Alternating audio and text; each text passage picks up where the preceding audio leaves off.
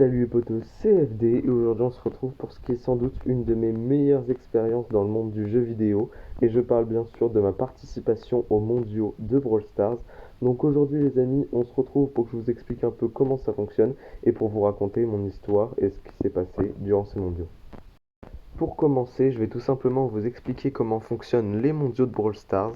Donc tout simplement, la première étape, c'est le défi du championnat qui arrive tous les mois de février à août. Donc je pense que vous y avez tous déjà participé et potentiellement gagné. Donc vous l'avez vu sur YouTube, j'en ai fait des vidéos.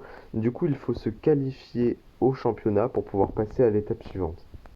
Après avoir participé et s'être qualifié au défi du championnat, on crée des équipes de 4 joueurs, donc 3 joueurs qui jouent et un remplaçant, qui vont s'affronter pour avoir le plus de points possible pour pouvoir passer en phase finale.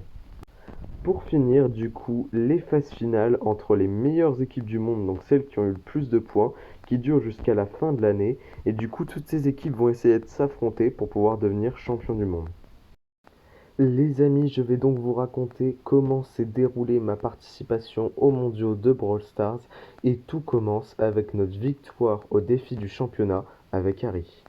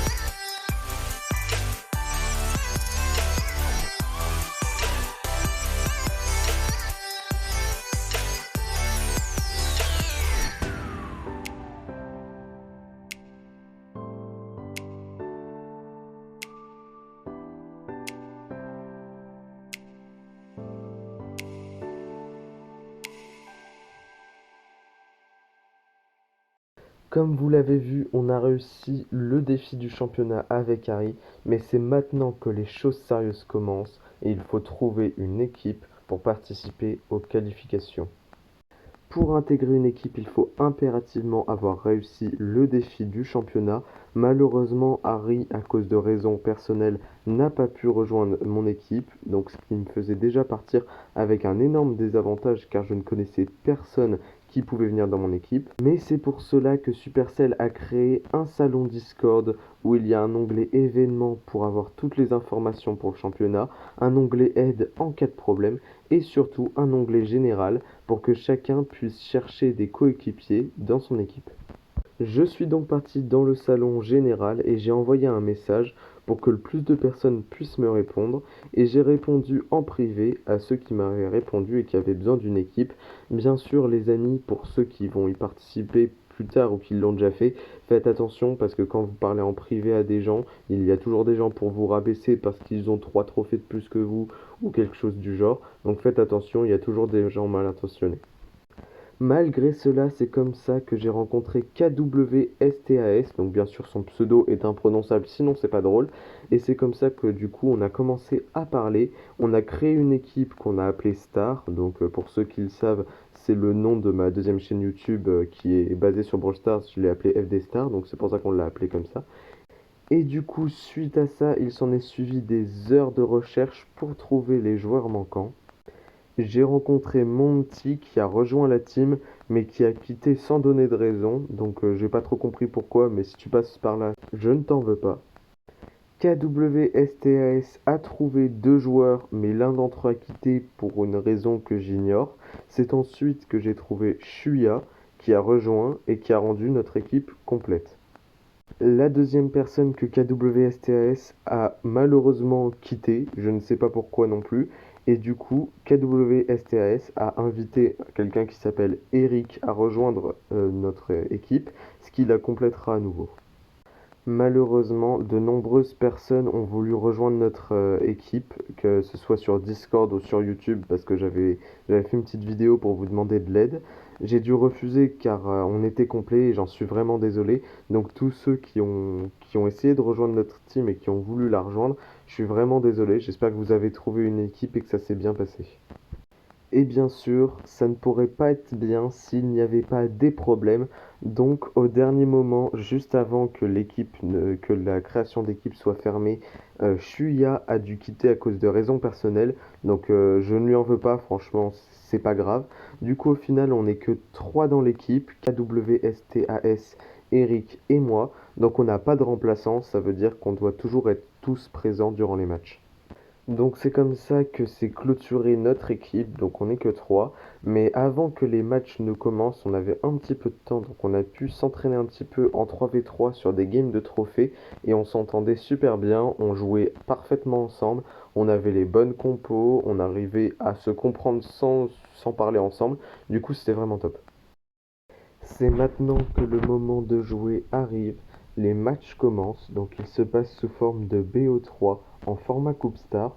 On ressent une invitation à rejoindre un groupe, puis une fois que tout le monde est prêt, le match se lance. Pour notre premier match, on affronte Sigma Gaming, une équipe inconnue comme la nôtre, donc comme ça il n'y a pas trop de stress, mais c'est la première game, donc si on la gagne, on sera dans un bon mood, mais si on la perd, ça risque d'être compliqué.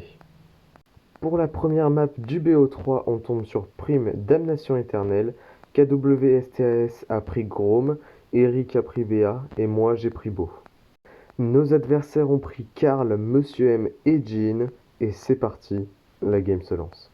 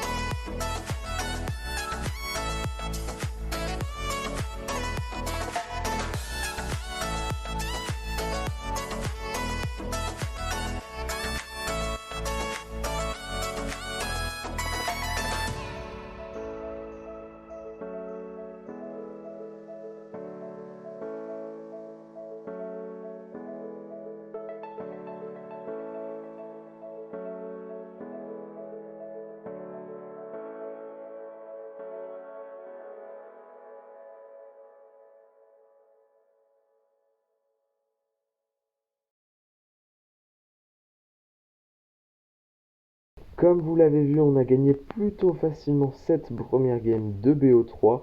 Donc les amis, c'est pas fini, il y a encore la deuxième game, il ne faut rien lâcher. Pour la deuxième map de ce BO3, on tombe sur du braquage zone sécurisée. KWSTAS a pris Grom, Eric a pris Griff, moi j'ai pris Jesse, et nos adversaires ont pris Ambre, Colette et Colt, et le match commence.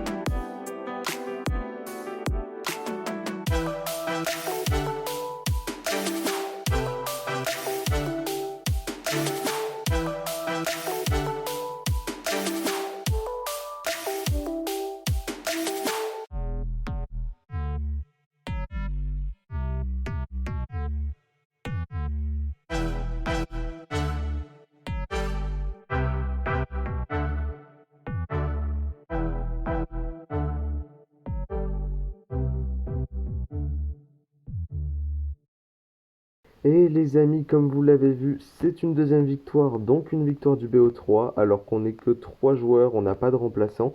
Du coup les amis, on a gagné contre la première équipe qu'on a affrontée, mais c'est pas fini, il y en a d'autres. Et d'ailleurs, la deuxième équipe, ça ne s'est pas passé de la même manière. Pour notre deuxième BO3, on affronte FA Kebab, une équipe inconnue encore, donc on ne sait pas à quoi s'attendre. Pour la première game du BO3, on tombe sur de la zone réservée cercle de feu. KWSTAS prend Max, Eric prend BA et moi je prends Tic. Nos adversaires prennent Ruff, Bell et Corbac et la game se lance.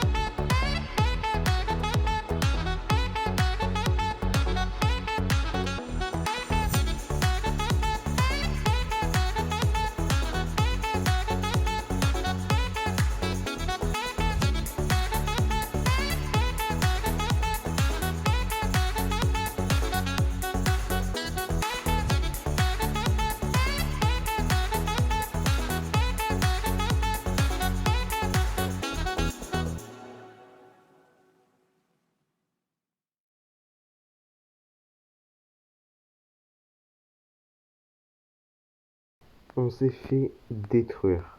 Il n'y a vraiment pas d'autre mot. En une game, ils nous ont montré à quel point le niveau était différent.